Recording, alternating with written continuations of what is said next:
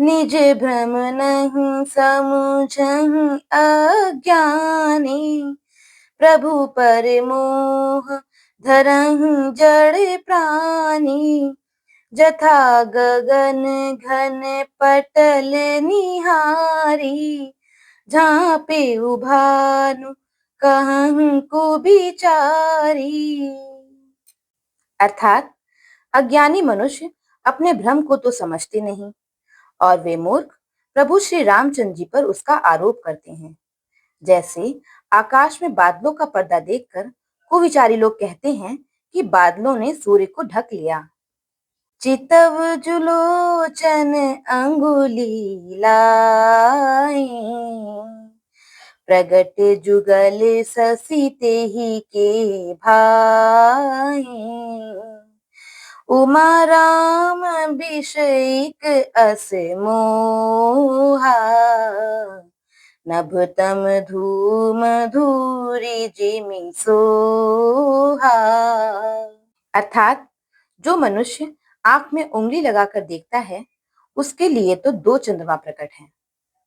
हे पार्वती, श्री रामचंद्र जी के विषय में इस प्रकार मोह की कल्पना करना वैसा ही है जैसा आकाश में अंधकार, धुएं और धूल का सोहना या दिखना। आकाश जैसे निर्मल और निर्लेप है, उसको कोई मलिन या स्पर्श नहीं कर सकता। इसी प्रकार भगवान श्री रामचंद्र जी नित्य निर्मल और निर्लेप हैं। विषय करन सुर जीव समेता। सकल एक ती एक सचेता। सब कर परम प्रकाशक जोई।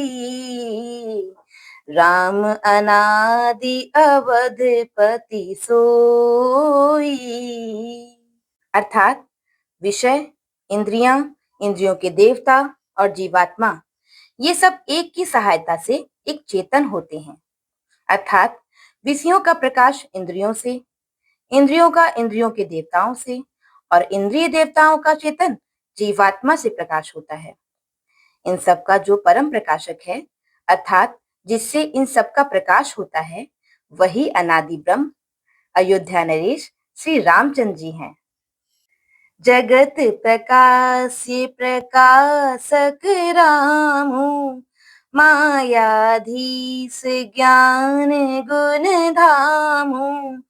जासु सत्यता तीं जड़ माया। भास सत्य इव मोह सहाया। अर्थात यह जगत प्रकाश्य है और श्री रामचंद्र जी इसके प्रकाशक हैं।